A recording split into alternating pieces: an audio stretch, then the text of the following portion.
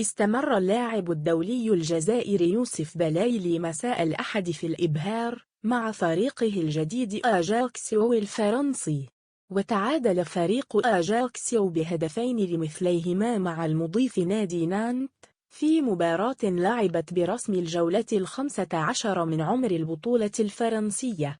وسجل بلايلي الهدف الأول لفريقه أجاكسيو من ركلة جزاء في الدقيقة 57، ونجح بلايلي في ركلة الجزاء الثالثة له على التوالي وأيضا في البطولة الفرنسية للموسم الحالي بنادي أجاكسيو.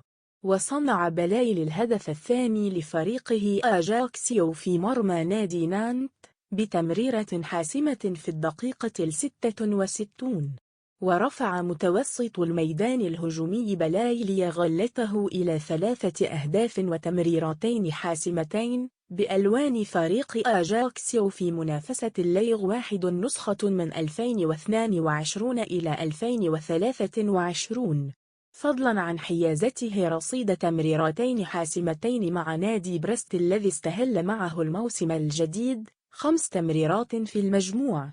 واستبدل المدرب أوليفيا بنتالوينيا لاعبه بلايلي في الدقيقة 72، وحينها كان فريقهما أجاكسيو متقدما في نتيجة 1-2، لكن بدا وأن الخيار التكتيكي لم يكن صائبا، حيث تمكن المحليون بعد ذلك من معادلة كفة النتيجة 2-2 قبل دقيقة عن نهاية المباراة.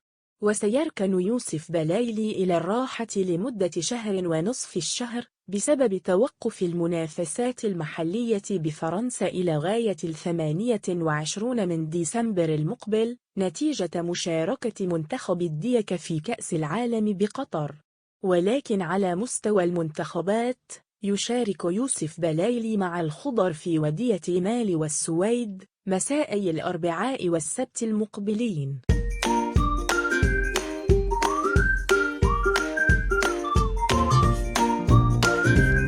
السلام عليكم. لا تنسوا الاعجاب بالفيديو والاشتراك في القناة تشجيعا لنا لنستمر بنشر المزيد إن شاء الله.